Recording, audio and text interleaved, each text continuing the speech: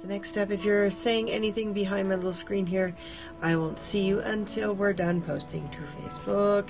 And we're done posting to Facebook, and I come back to a flood of hearts from Neo. Oh, of course.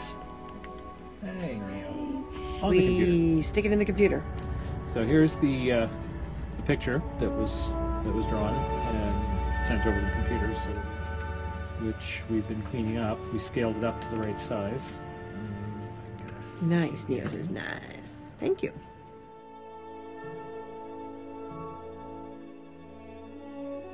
So what we've basically done is we've decided on a couple of the spines to be a little bit more structural. So once we add the top and the bottom together, and then all 4 pieces become 2 wings, it'll be about 4 feet across at its widest point. So that's going to make my body 4 feet across. And I don't remember what we did math-wise on tall. Probably about 3 feet top to bottom, wherever that stays within frame. People better get out of my way. Cool.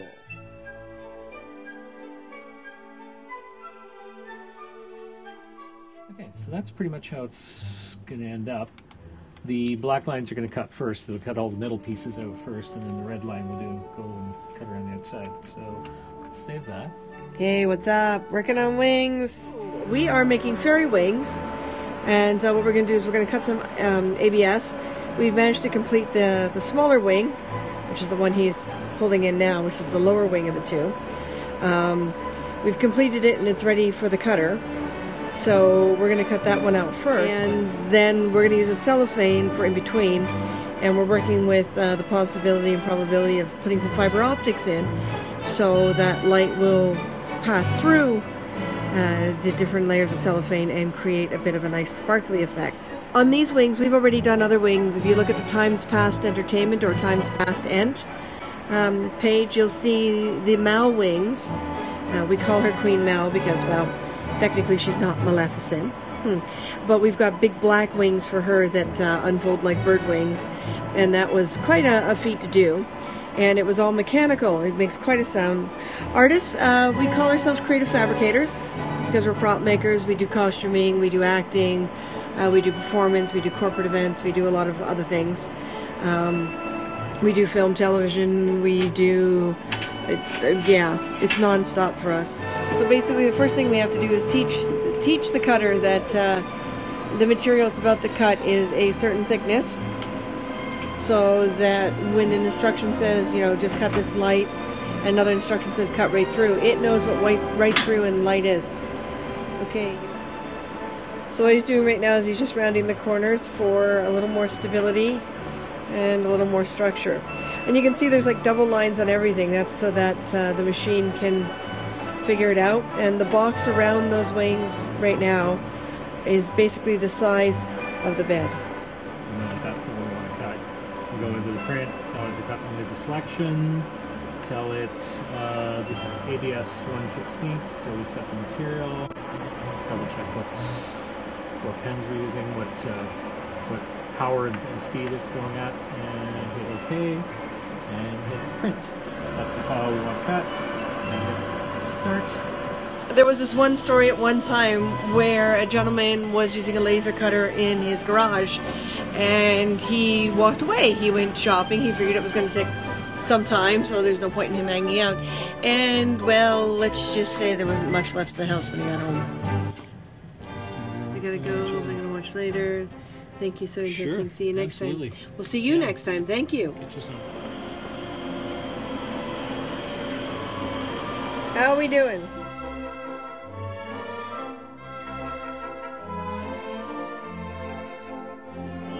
And we still may have to go over it because we kind of rushed it to the printer so that we can broadcast some of this. We're still gonna have to go over it and cut off little bits that strayed in the design and the drawing, and make sure that they all work out okay. Let's see, we started with, well, first hand drawing it, then we took a photograph with the iPad, used, sorry, you're more familiar with it. Like, Sketchbook. Sketchbook on the iPad to trace out the lines, make them a little bit more rigid. And then that was loaded into CorelDRAW as an image. And in CorelDRAW we used auto trace for the hearts to take those lines and convert them into what's a vector outline, which is a cuttable shape. It's an actual mathematical line. And then from there in CorelDRAW, we did a little bit of tweaking, moved a few vertexes around, and thickened up some of the areas, like widened some of the areas between the lines, so that we could get a little bit more structure out of it. And then from CorelDRAW on to the laser cutter. So from CorelDRAW on to the laser cutter. It's very cool, thanks. You're welcome. But this is only a small piece of creating this kind of stuff. A lot of it does have to come from your mind. Make sure that you stay positive and driven. We cut everything by hand before we were involved with anyone who had access to these machines. Just cool. Good answer. I like that. Thank you. Weather Dave. Weather Dave, you're cool. Weather Dave is cool. Weather Dave is cool. Weather Dave is cool. Cool. We discovered the other night that when we put the heat down on the cellophane, that the paint seemed to change a little bit of color. Yeah. So that's going to be a tough one to overcome. I'm almost wondering if we should just use, see if vinyl would melt too. Yeah. More cellophane? Cellophane's got a bit of a sheen to it already. True. So you're thinking you would go non-metallic in the color in the paint, and then leave the shininess up to the cellophane itself. It's a thought. Yeah. Coming down to the end here. Coming down inches to go. Inches to go. Yep.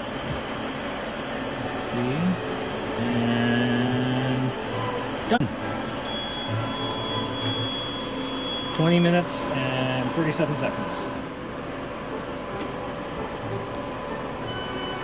Yeah. Gonna be a little spindly, so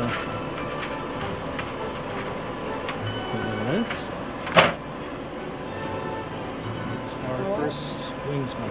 That's one of the inside. Okay, good. That's the bit out of here, yeah. So, I mean, some of those larger pieces are still usable for other things. It's even without the cellophane in it.